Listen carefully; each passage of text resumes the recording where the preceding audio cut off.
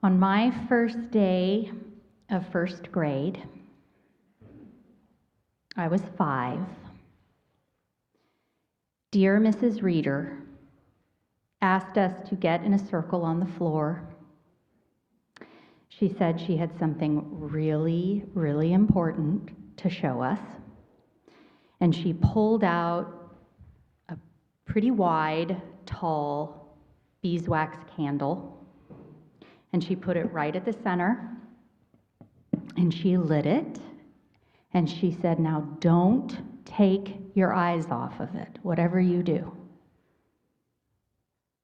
And then she asked our group of about 20 or so 5-year-olds to make as much noise as we possibly could. And the room, we were good at that. The room exploded into laughs and dances and stomping and squeals. And the flame, because we still hadn't taken our eye off of it because Mrs. Reader told us so, was dancing and flitting and jumping, and at times even we thought, it's going to go out. And then Mrs. Reader put her hands up like this, and she went, now, shh.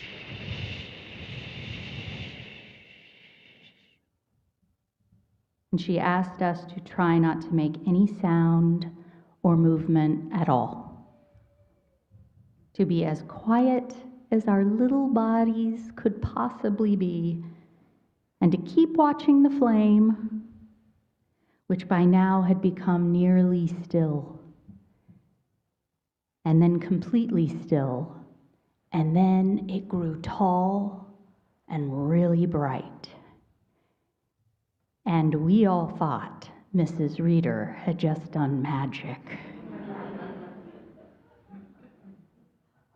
And all that year, my first grade year, every day, Monday through Friday, after recess, we would come in, stomping and dancing and clapping and whirring about, and we'd go over to that lit candle that Mrs. Reader had on the side of the classroom bookshelves. And we would delight in watching that flame leap along with us, and then among ourselves would say, shh, shh, shh, now quiet.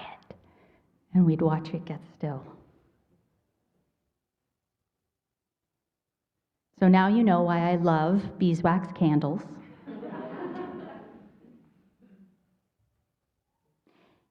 And our dear Mrs. Reader might have just learned this technique somewhere as a way to create order. Maybe. But I sense there was more to it, for Mrs. Reader was wise. Praise to the wise teachers. I know many of you are here in our midst. I sense that Mrs. Reader was teaching us something vital about life and being human, which has to do with cultivating time to be still, so that we might get a glimpse of some magic. The great Irish poet John O'Donoghue, he illustrates this wisdom teaching, for it is, about stillness. He illustrates this well in a book I've preached from before called The Anam Cara. And he tells a story about an explorer who was in a desperate hurry on a particular leg of a time-sensitive trek. And she had hired 3 of the local people to help her carry all her equipment, and all of them raced through the jungle for 3 days and 3 nights nonstop. And at the end of the 3rd day, the hired locals sat down and would not go any further. And she urged them to get up, telling them of the intense pressure she was under to reach a destination before a certain date, but they refused to move.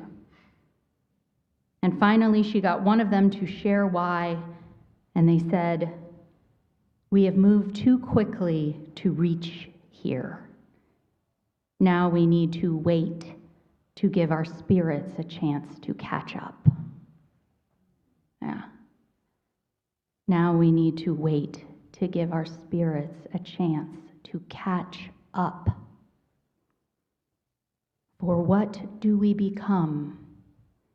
Who are we when our spirits are not in our bodies?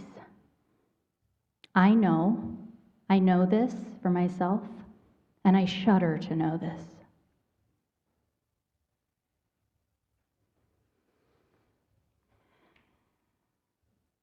Now, you all know this about me because I share it as a growing edge of mine with you all the time. That I can be that explorer. And I was once that explorer 24/7, moving too fast, feeling the pressure to get somewhere, to finish something, to cross things off my list, and quick, with urgency. And this is why my Sabbath time is crucial for me. It has saved my life. For those of you who don't realize, from sundown on Sunday to sunrise on Tuesday, I cease and I rest. I try to. Because sometimes I feel like our good friend Jesus in the desert, wrestling with bedevilments in this season of Lent. This might be on some of our minds. I think of him. Other times I feel blessedly quiet. I feel blessedly quiet, inside and out. Spirit catches up, but most often it's a bit of both. This is how spiritual practices work, I think, a bit of both. For a time I rest in the grace of the world and am free, says our poet Wendell Berry. Shh, says Mrs. Reeder. We need to wait, say the locals. And some of you might say, this all sounds wonderful, but besides not having 1 minute to spare in my complicated life, how in the world can you rest, Reverend Sophia, when the world is on fire? How can you stand up there at that pulpit and preach the gospel of cease when what we need to do is act? Nothing is going to change if we all just take a nap.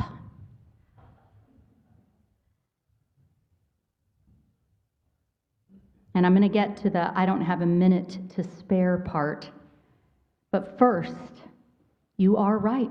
We are called to act. Our faith calls us to this.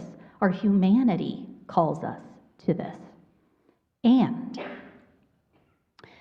we cannot do the work of liberation if we are exhausted. And our spirits aren't in our bodies. We can't. And those are not my words. We cannot do the work of liberation if we are exhausted. Those are the words of Tricia Hersey. And she's the founder of the NAP ministry. Yeah. She's an artist and a poet and a theologian and a fierce, fierce community organizer. And she has also written a book called Rest is Resistance, a Manifesto. I put it right over here for those of you who want to flip through it after service. Rest as Resistance, a Manifesto. So the NAP ministry is an organization, or better yet, a call to action, whose very mission drives forward an embodied practice and understanding of the liberatory power of rest. And Hersey teaches about rest as a resistance movement. I think you've picked up that this month our theme is resistance against grind culture. Have you heard this term before? Grind culture. It is the pace of our culture and subsequently our lives For that is what culture is, how we live our life, understand our life, and interact with other lives. Grind culture demands us to be human machines. That is what grind culture demands of us. And Hersey writes that this inherited culture's very bedrock, this our culture, is spurned on by the terrors of capitalism and white supremacy. The terrors. These are powerful ideologies, ways of thinking that have used bodies, human bodies, as tools for production and evil and destruction for millennia. Profits above people. Profits above people. That's capitalism. That's white supremacy culture. The same thinking is used against our planet's body, right? Profits above people, profits above the living, breathing organism that is Earth. We treat our Earth how we treat our people. And all of us are victims of grind culture and unintentional perpetuators of it too, because it's all we know. Tricia Hersey is an African-American woman, and this is important because she traces her story of exhaustion back through her ancestry. She calls it a legacy of exhaustion. Understanding that this country was built on the breaking of backs through unyielding soul and body-crushing labor. And one thing you might want to look up on your computers when you get home or when you leave service today is the NAP Ministry's collective napping experiences. This is what she calls them. And take in the images, as I hope you also will, of the countryside of Haiti. Take in these images. Beautiful beds made up with the best of pillows and blankets and colorful, joyful throws and mosquito net canopies filling public squares in major cities. This is something she does. Prioritizing people of color who want to lay down. Come nap here, Hersey will call out. You have worked hard enough. Resist and rest, she says. It's stunning. Hersey's movement is for us all, my friends. She is intent on this. Part of it, as white-identified people, is the gift of witnessing and offering historically oppressed bodies rest, and to know that none of our bodies belong to these toxic systems. None. Rest makes us all more human, Hersey writes. Makes us all more human. All more free, as Wendell Berry writes. Tricia Hersey gets what wisdom texts and ancient practices that mirror the cycles of nature and have been teaching us for thousands of years that all living beings, the earth, the creatures of the earth, us, were meant to thrive, not survive, thrive. There's a difference. And we cannot thrive when we do not know rest. You get that, right? It's a basic human right. And it's worth fighting for. Isn't that what we're fighting for? Behalf of others? Hence, rest is resistance. Rest is protest, Tricia Hersey's words. Rest is protest. And rest can mean a lot of things. I promised I would return to the I don't have a minute to spare part.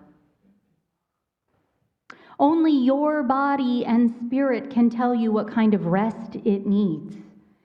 Yes, for some, it's literal napping or a Sabbath day in whatever form cease takes for you. For others, it's a different kind of mental and physical rest, doing art, making music, receiving music. We all felt that just a minute ago. Turning off your phone, leaving it at home and just being in the world for a minute without being reachable. Rest. Communing with nature, as Melinda described. Singing when I breathe in peace, or simply putting your hands on the ground. When was the last time you did that? Or lighting a candle and joining me in Mrs. Reeder's classroom. You don't have to be 5 to reap the benefits.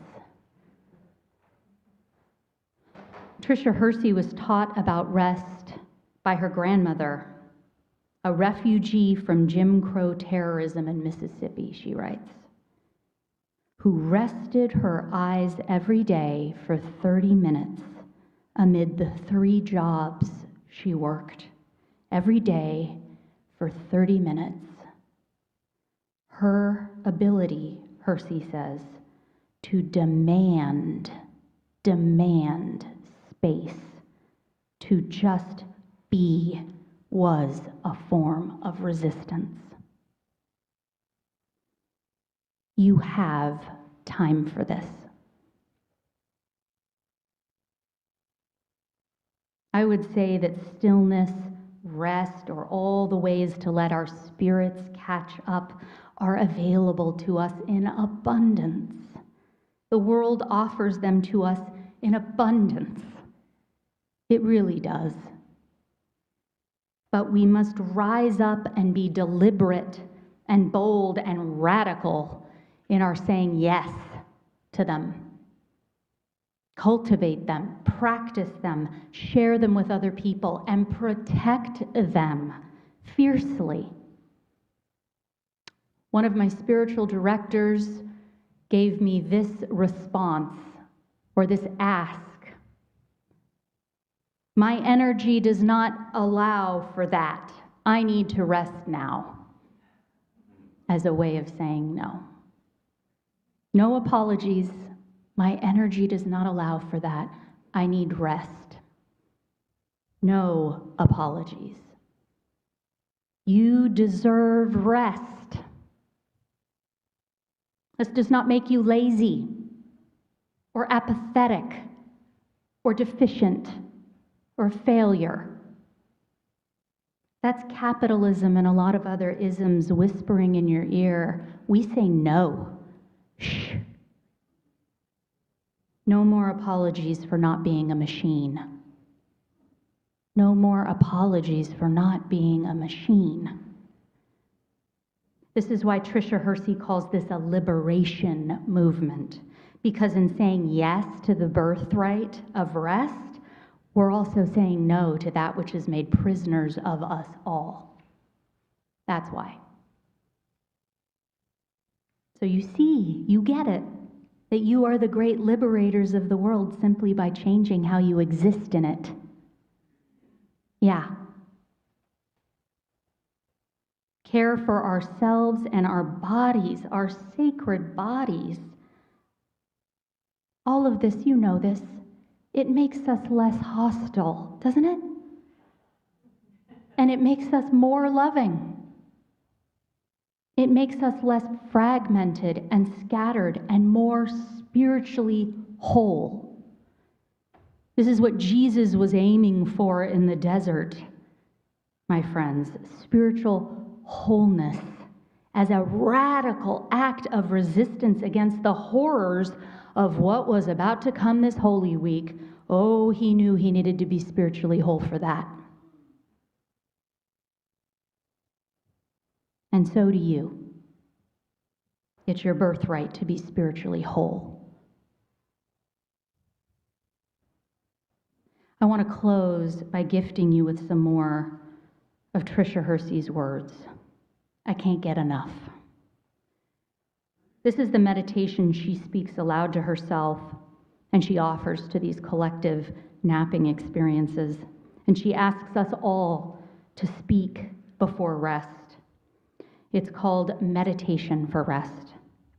And only if you are so moved, you can repeat each line after I speak them and see how it feels being spoken to yourselves in the I form. Only if the Spirit moves. I deserve to rest now. I deserve to rest now. I am worthy of rest. I am worthy of rest. I am not lazy. I am not lazy. I am not a machine. I am not a machine. I am a magical and divine human being. I am a magical and divine human being. I have the right to resist grind culture. I have the right to resist grind culture. I don't have to earn rest. I don't have to earn rest. And then she asks this to be said 3 times. I will rest. I will rest. I will rest. I will rest. Well, amen. Enough said.